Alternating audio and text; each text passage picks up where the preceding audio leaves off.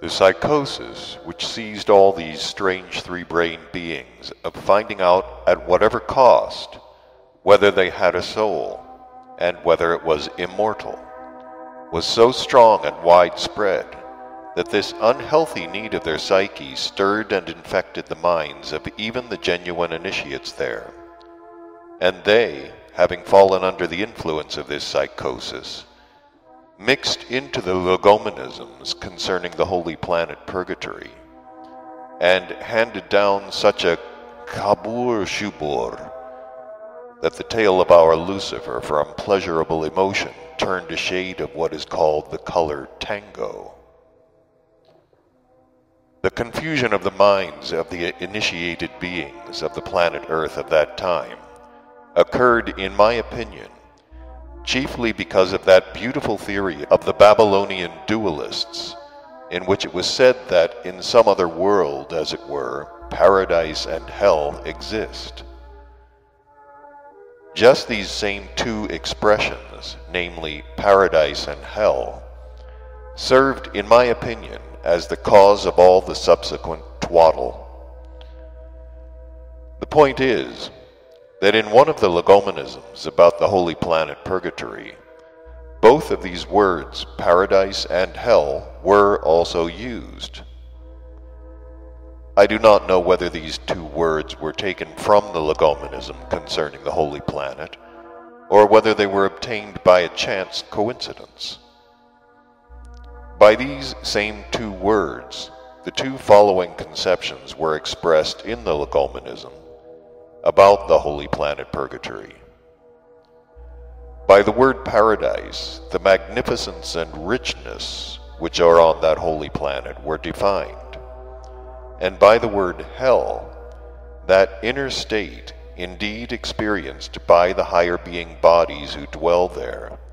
and namely the state of constant anguish, grief, and oppression. And in one of the legomenisms, the causes for this state of theirs were even explained in detail. That is, that these higher being parts, or souls, having ultimately fallen after inexpressible consciously suffering labors onto this holy planet, and having seen and understood the reality and significance of everything existing, and chiefly seeing our common Father Endlessness himself so near and so often, they have become aware that on account of the undesirable elements present in them, they are still unable to help him in the fulfillment of his most sacred tasks for the good of our whole megalocosmos. And so, those two words then evidently were just the causes why the poor initiates of that time, when infected by the general psychosis, imagined that the same things were talked of in that fantastic, beautiful theory of the Babylonian future Hasnamusses, but only in greater detail. And they began half-consciously to insert certain details of this fantastic theory into the legomenisms concerning the holy planet. And afterwards, these informations, passing from generation to generation, blossomed out with the additions of these fancies, which again our dear Mullah Nasruddin expresses by the one word, Malkanatona Shakramacher. According to what I've just told you, my boy, you can, in general, judge what kind of understandings and representations they have at the present time there on your planet about the what are called questions of the beyond. It can truly be said that if these understandings and notions of your eccentrics about their questions of the beyond were heard by our hens, they would begin to laugh so hard that the same thing might happen to them from their laughter as happens there among your favorites from what is called castor oil. For a better sensing and cognizing, and at the same time for a better fairy-like illumination of the meaning of these expressions which I've just used, hen's laughter and castor oil, I must tell you about some other consequences which flowed from always the same cunning wiseacring of these favorites of yours. In this case, concerning the question of the being Exio-Ehari. The more so since the knowledge about this will give you additional data for elucidating by a concrete example certain particularities, which I've already explained to you of the fundamental cosmic sacred law of Heptaparaparshanoch. After the loss of the continent Atlantis, certain knowledge concerning the origin and significance of this same being Exio-Ehari also survived, and this knowledge also began to pass from generation to generation. And so, about 30 or 35 of their centuries ago, when, after a big process of reciprocal destruction, the majority of them again began, as it usually happens there in general after these terrifying excesses, often to see reality and to be less satisfied with the conditions of their ordinary existence. It so happened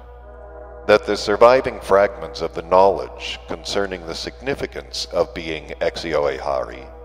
reached in their authentic form to certain of them who had particularly strongly sensed the emptiness of their existence, and who had begun to seek possibilities by which they could somehow fill up this emptiness. In these, though fragmentary, yet nevertheless authentic informations, it was very convincingly indicated that by means of the substances Exio-Ehari, or sperm, formed in them, it was possible to perfect oneself. But unfortunately for them, there were no indications in this information which had survived and reached them what and how precisely had to be done.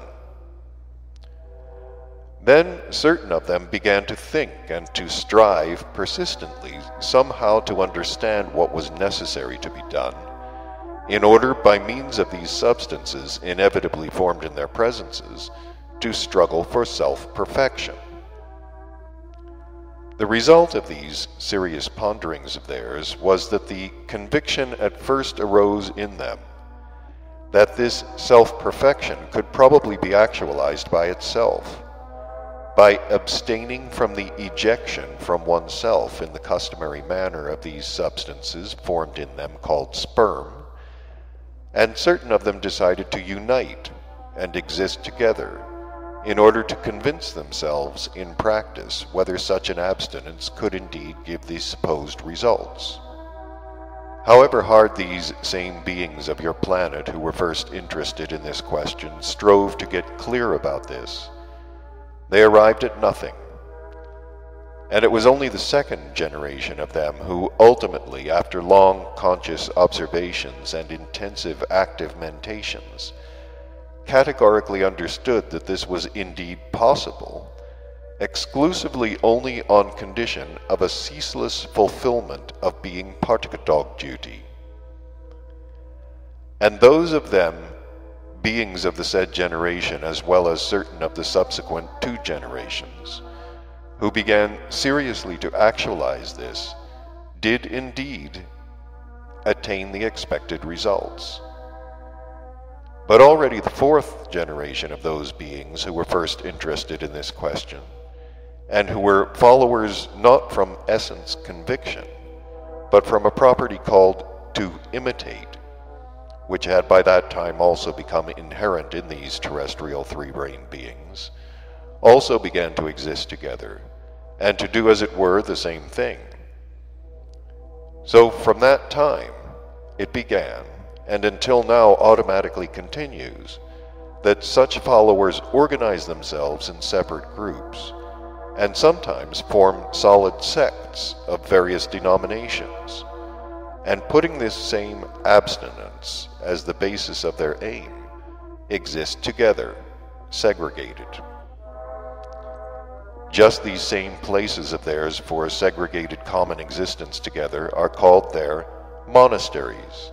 and the separate beings belonging to these sects, monks. At the present time, very many of these monasteries exist there, and these innumerable monks who enter them do indeed strictly abstain from the ejection from them